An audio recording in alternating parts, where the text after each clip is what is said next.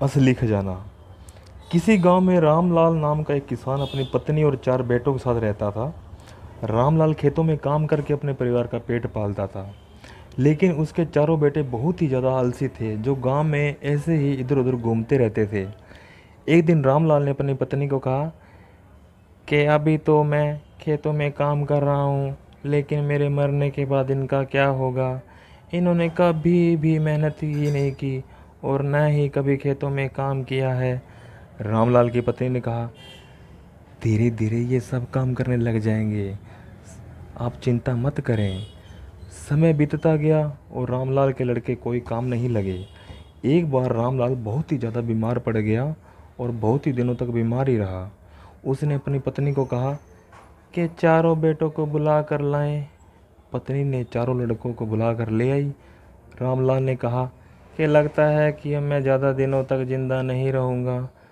रामलाल को चिंता थी कि मेरे जाने के बाद इन चारों का क्या होगा, क्या करेंगे। इसलिए उसने कहा कि सुनो बेटा, तुम चारों को एक बात बताता हूँ। मैंने अब तक जो भी कमाया है, मैंने वो खजाना अपने खेत में दबा कर रखा है। मेरे जाने के बाद तुम चारों वो खजाना निकाल लेना और आपस में बांट लेना। चारों लड़के बहुत खुश हुए। कुछ समय बाद रामलाल की मौत हो गई।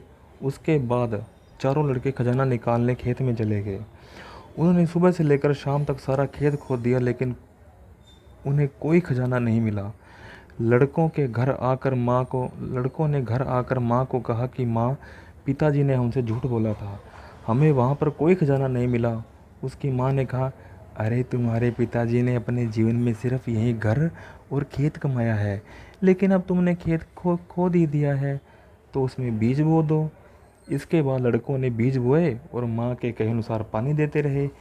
कुछ समय बाद फसल पक कर तैयार हो गई, जिसे बेचकर लड़कों को काफ़ी अच्छा मुनाफा हुआ और उस मुनाफे को लेकर वो चारों अपनी माँ के पास पहुँचे।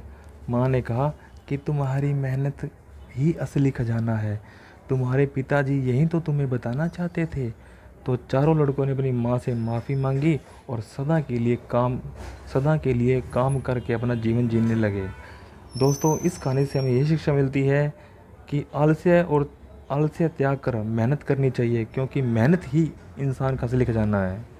दोस्तों, अगर ये कहानी आपको अच्छी लगी है तो प्लीज़ हमारे चैनल को सब्सक्राइब करें और ऐसी और भी कहानियाँ सुनने के लिए बेल आइकन को ज़रूर प्रेस करें। Thank you.